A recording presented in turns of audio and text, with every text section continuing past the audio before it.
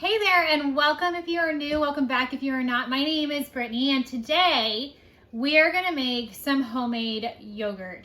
So this is probably one of the easiest things to do once you get used to it.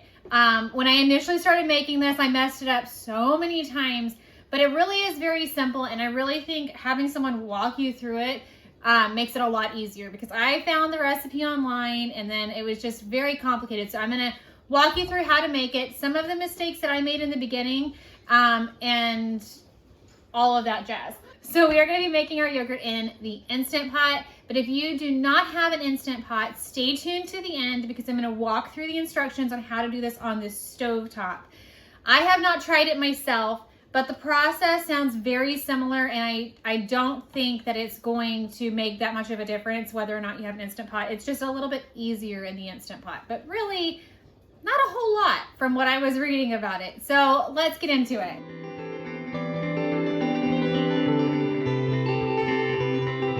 Okay, so our first step is extremely easy. You just take the top off.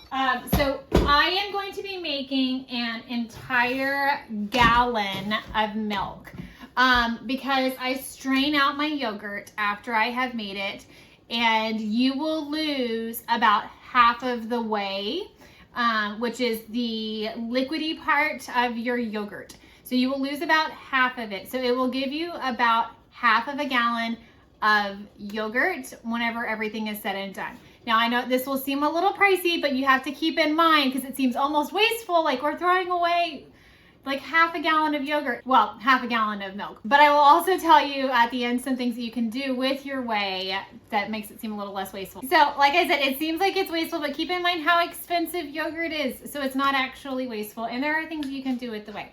But you can easily make half a gallon of milk into yogurt, and it will end up being about a quart. And so we're just gonna dump this entire thing in. Okay, that's done. So my Instant Pot does not have a yogurt setting. If yours does, this process might be a little bit different. I'm gonna add a graphic in right here that has all of the directions on what you would need to do if your Instant Pot has a yogurt setting, because I don't know exactly the process if you have a yogurt setting. Mine does not. So if you're like me and you have an Instant Pot that does not have the yogurt setting, I turn mine on to saute, and then we are going to let it heat up. We are going to get our handy dandy kitchen thermometer, and we are going to get this up to 180 degrees. We are at 180 degrees.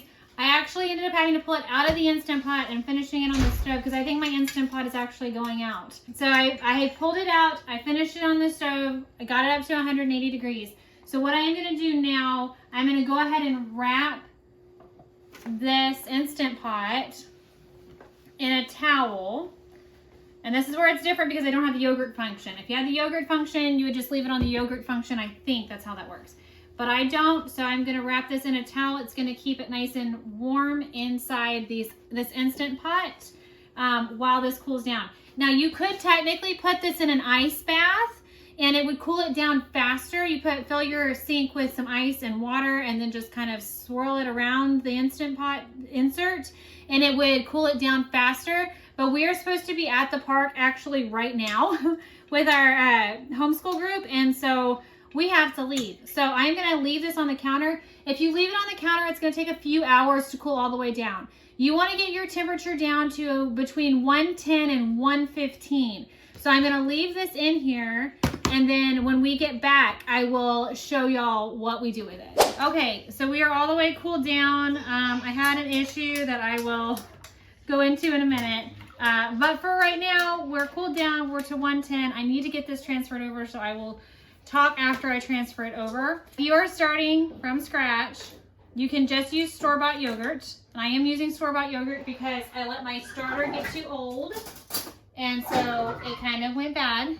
Okay, so what you're gonna do is you're gonna take your container of store-bought yogurt, and you're gonna put it into a separate bowl. I know you can't see what I'm doing, hold on. So we have it in a separate bowl. I have all of it mixed in there. And I'm going to take a ladle and we are going to temper this. And so I'm going to put it into here. And then we're going to mix it up. You don't want to put the yogurt straight in. Sorry, you're going to hear children in the background because I was trying to do this earlier in the day, but then I had an issue with my yogurt. My Instant Pot kind of freaked out on me and wouldn't heat all the way. And I let it sit for an hour and then I tried to heat it up on the stove and it burnt the bottom, and so I had to start all the way over. So, which has never happened. It's because I'm trying to show y'all, that's why. Okay, so I have this. Oh, I don't know if you're gonna be able to see. Okay, you can see it's kind of a thicker consistency. It's really well mixed in there. And we're just gonna mix it all together. Ooh, try not to splash all over yourself like I did. And we're gonna stir it, stir, stir. And it is mixed up. Okay, so I've got my Instant Pot that is still wrapped in the towel. And I am going to pop it back in here. And I will leave this closed overnight, really for about at least 8 hours, ideally 9 to 10. And you can go a little longer than that as well. Okay, so quick interruption before we jump into the morning. So I wanted to show y'all with the yogurt. I didn't really go too big into that. So with this yogurt, you want a you want an unflavored yogurt. It doesn't matter if it's full fat, non-fat, Greek, or anything like that. You really just want an unflavored yogurt. And then you want to make sure that you have live and active cultures, specifically, this Thermophilus or whatever, and L. bulgaricus. These two are the ones that you really want to make sure are present in your cultures. So just remember, unflavored, live cultures. Okay, now let's jump into the morning.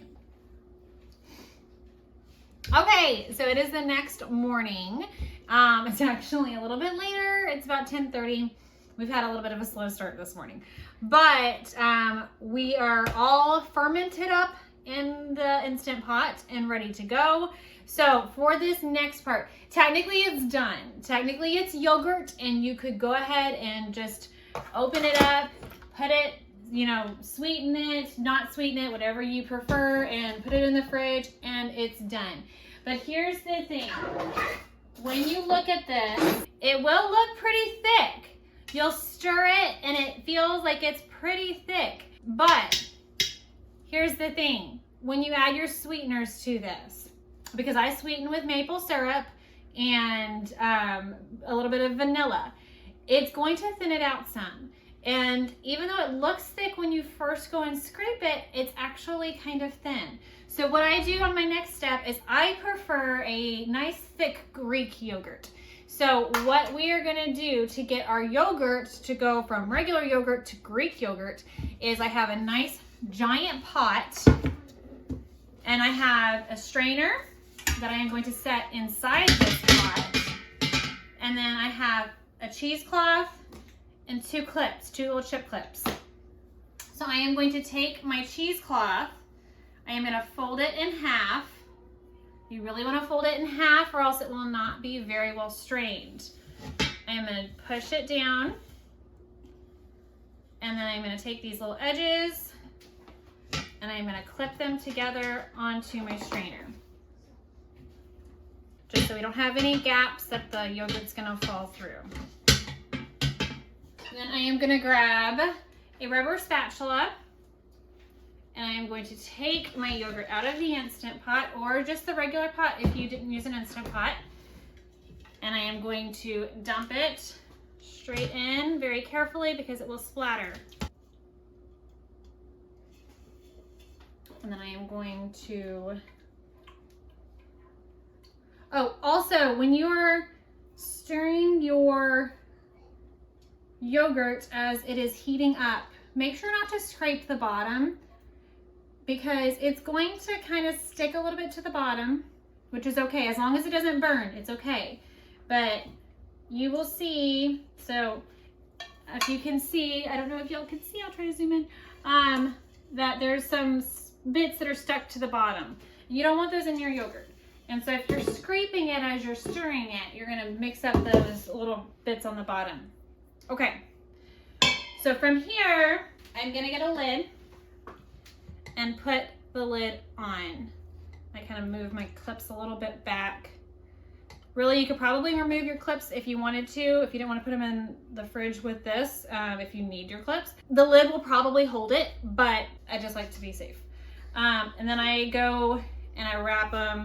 I just kind of tuck it up here because this is going to get a little wet and you don't want it to drip all over your refrigerator. So this is gonna go into the fridge. You can technically strain it out on the counter. I just do it in the fridge because I'm not a germaphobe, but it still weirds me out a little bit to continue to let it sit on the counter after it's done fermenting. So we're gonna put it in the fridge. I like to strain it out for about 24 hours. That's gonna make it a little bit overstrained, but then we're gonna go, it gives me a little bit more control when I'm adding my sweeteners to get the kind of thickness that I really want. So I'm gonna go put this in the fridge and I will see y'all in 24 hours. So real quick before I hop into tomorrow, I was gonna show y'all, because I understand not everybody has this situation, but this is what I typically do with my yogurt. So we have a refrigerator outside in our garage. You can see we are in the garage right now. We have a refrigerator out in the garage, and this is why I prefer having an outside refrigerator in addition to our big outside freezer, is because then I can do stuff like this. I've got a space that I can keep, we keep sodas and stuff, but we also keep, that's where I put my yogurt and all of my stuff like that. So this yogurt is gonna sit in my outside fridge, so that way I don't take up all the space in my inside refrigerator. Okay, so we have been straining now. It's a little under 24 hours, but that should be okay because it's 8:43. I started straining this out at about 10:30. But I'm happy with the consistency it's at right now. Let me show y'all what I'm talking about. Okay, so it's gonna look kind of like ricotta cheese. It could probably strain a little bit longer, but I think this is probably, this is enough in my opinion. But it looks, as you can see, it looks kind of like ricotta cheese, and that's the consistency we want. Like I said, we're gonna overstrain it. Okay, so from here I have my food processor that I'm going to mix this into. If you don't have a food processor, you could easily use a blender. It's going to get all of the lumps out and give you a really smooth consistency. So we are going to take our cheesecloth and grab the ends. And the good thing with it being so overstrained is it's actually really easy to do this. I don't know if I can do this in a way y'all can see. And just very carefully dump it in to the food processor. And then I'm going to take my strainer and go put it in the sink because I need some of that whey. So like I said before, we are a little bit overstrained here because when I sweeten mine, I sweeten with maple syrup. Now you can sweeten with sugar or honey or anything like that. I find that when I have sweetened with sugar before, it does make it a little bit grainier. So I prefer using pure maple syrup because it is very sweet and it keeps the consistency right. Now, before I put that in, I do know that I am gonna need to add some whey back in. So I have a 1/4 cup. I am gonna pull out about a 1/4 cup of this whey and pour it in. I'm gonna use the same 1/4 cup. I'm gonna put it into a jar. Now, this will be your starter for your next batch of yogurt. Now, a little side note about the starter. This is going to last you maybe 2 or 3 months. Once you start getting to the point that you've been using the same starter for 2 or 3 months, you may start to notice, you may not, but I started to notice that my yogurt just consistently became a little bit weaker and weaker, and it started to not ferment as properly. And so it just did not taste right. And so you, at that point, will need to just kind of start over. Get another batch of the yogurt from the store, just the small container of yogurt, and start your cultures over. Some people don't ever have to do this. I know some people who just take the next batch, but I have noticed that in time it does seem to weaken. That could just be my experience, but if that does happen, just go buy another yogurt and start over. It's like $1, so it's not that much. Okay, so we are going to cap this and put it in the fridge. This starter will last up to 2 weeks. So you want to use it within 2 weeks. If you do not use it in 2 weeks, you will need to start over with the yogurt from the store. Okay, so now we are going to take a 1/3 cup of maple syrup. Now this is for my personal preference. You can sweeten it however you like.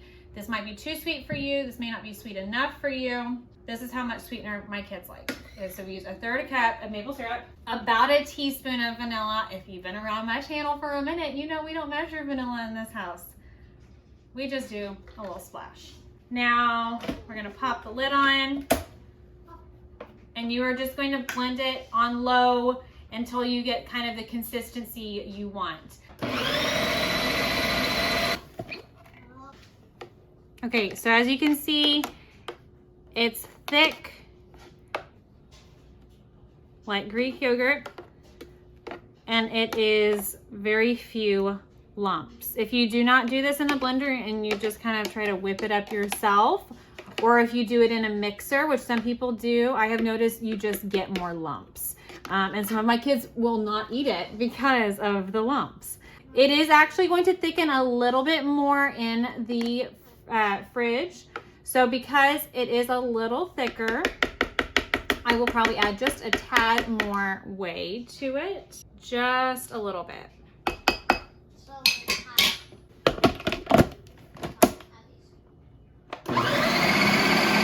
I say about a 1/4 cup of whey, and that's going to be at the minimum. You can add a little bit more. You just have to remember that when you put this in the fridge, it's going to thicken up even more. So, and you can always, if it ends up being too thick, if you want to reserve a little bit of whey, especially as you're learning, you can reserve extra whey, and you can always add more whey back into it to thin it out some. As far as the whey goes, how much you're going to add in there is really going to depend on how much gets strained out. And that's going to depend on, are you straining it in a refrigerator or on the counter? Is your refrigerator colder than mine or not as cold as mine?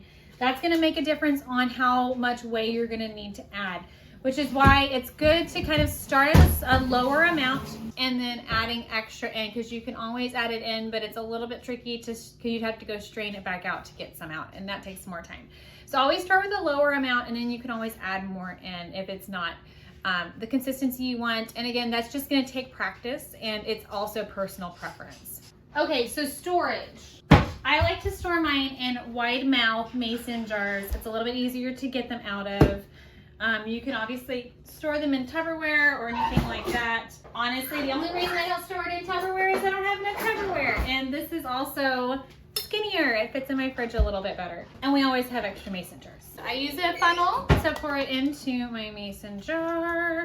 You're not gonna be able to see what I'm doing. And so we're just gonna dump. The first one is always easiest because we are just dumping straight in. I like having the rubber spatula because it helps clean up edges, and then also as I get closer to the bottom,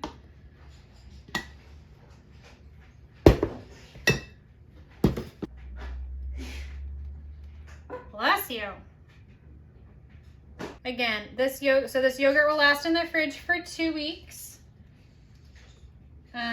It's really best that first week. We easily go through 2 quarts in a week. Okay, so that is the whole process. And now I'm going to run through a couple of troubleshooting things that if you you may have these problems and kind of how to solve them. And then I'm also going to go through the stovetop instructions before I close out this video. Okay, so the first problem that you may end up running into is that your yogurt turns out too runny. So what can cause that is using something other than whole milk. So if you're using a 2% milk or a skim milk, it is going to have more of a regular yogurt consistency even after you strain it out. It's going to have a really hard time getting to that Greek yogurt consistency. It probably will eventually get at least thick enough to get somewhat of a Greek yogurt, but you're going to lose a lot of whey in order to do it.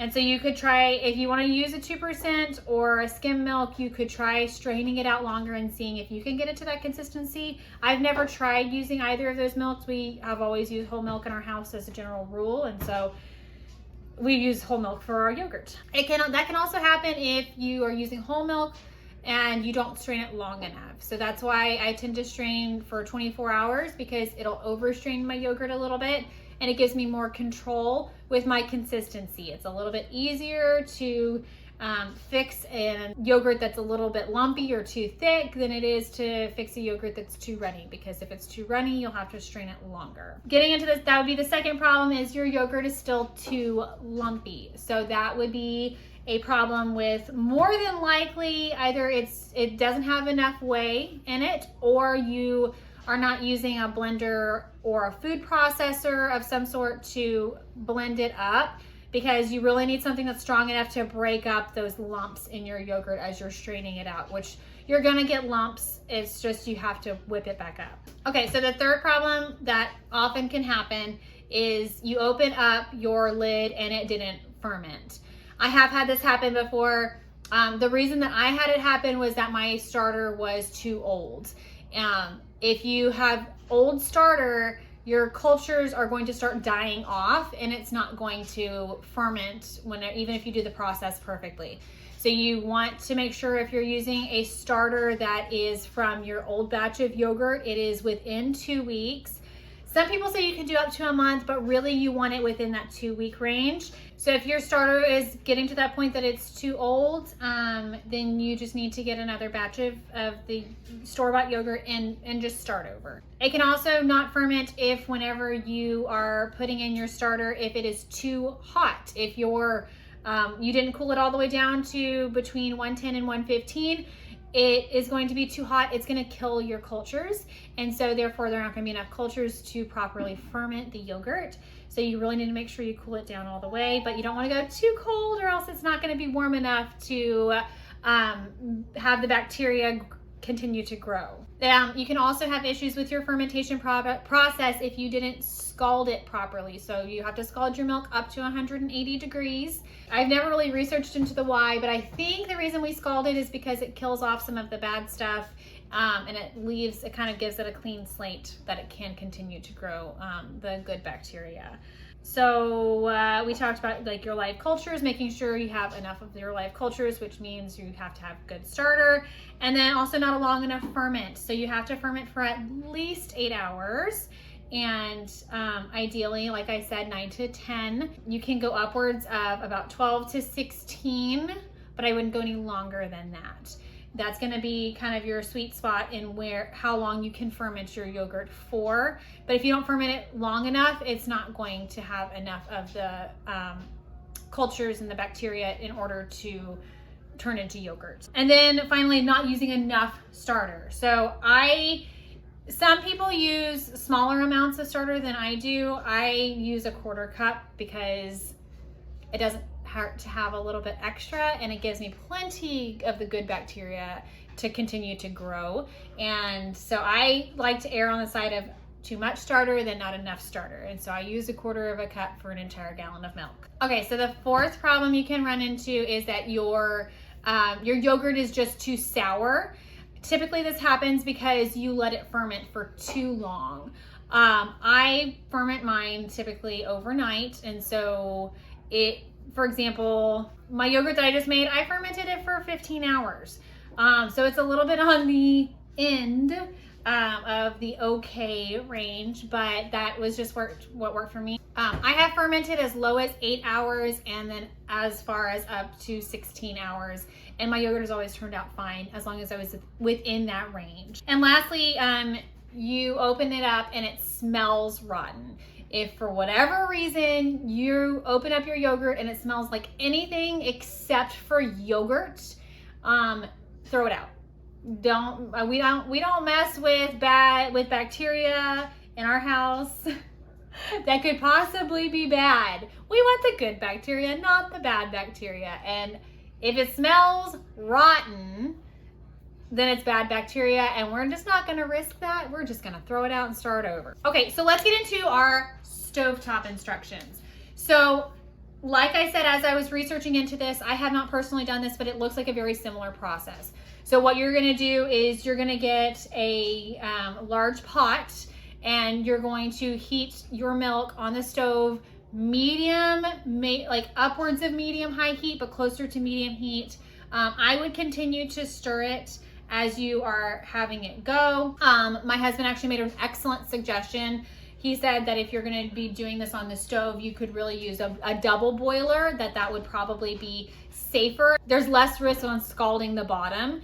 And so if you put in a double boiler, that might actually be a better solution, and you won't have to babysit it as much. But you really just want to make sure it gets to that 180 degrees.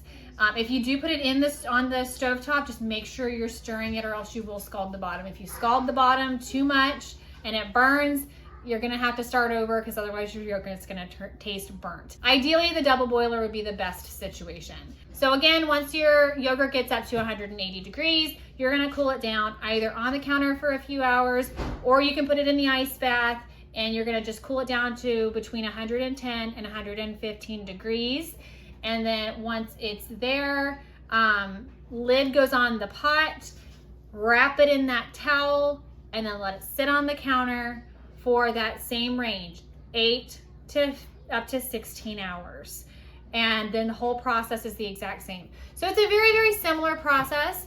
It seems very, very simple to do. So if our Instant Pot goes out, we may just start doing that. Our Instant Pot's getting old, so I think it's probably on its last leg, but I may just do that at least until we get there.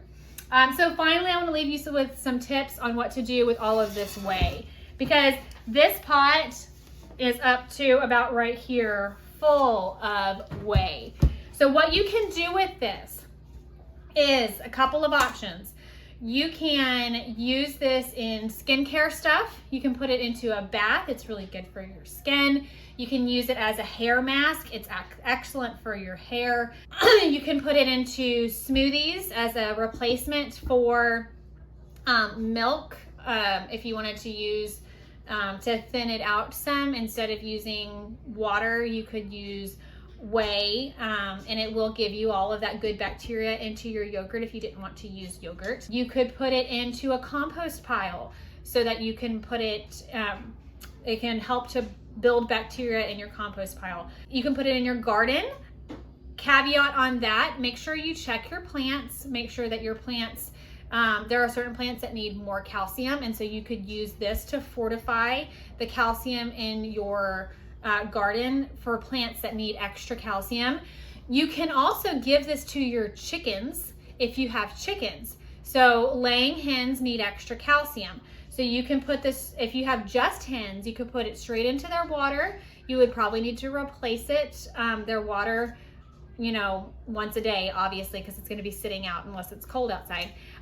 Or what I like to do is take the whey, and you can mix it into your, if you decide to ferment your feed, you could use part of the whey in that, or you can just take the food and kind of, if you have like crumbles, because we have a mixed flock, and so we still use crumbles. I don't have roosters, but we have younger chicks too, like younger chickens too. I will mix it into some crumbles and put it out there. You just have to watch if you have chicks, because chicks can't have that much calcium. But those are just some ideas on things that I've done with my extra whey. There's also some fermenting that you can do with other foods using whey. I've not really ventured too far into that because we've just had a really busy life as of the past year since I started making my yogurt, and we just aren't ready for it. But that's all the things that I have done personally with my extra whey. So I hope this video was helpful and it was instructive. If you have any questions, please feel free to drop them in the comments. Maybe somebody else has that same question and you can help them, and I will make sure to answer all of the questions that y'all have. If you like this video, I hope you will consider sticking around and subscribing on my channel. I do a lot of homemaking, cooking, homeschooling kind of content. So if that's of interest to you, I would love to have you stick around and hang out with us. And until next time, bye.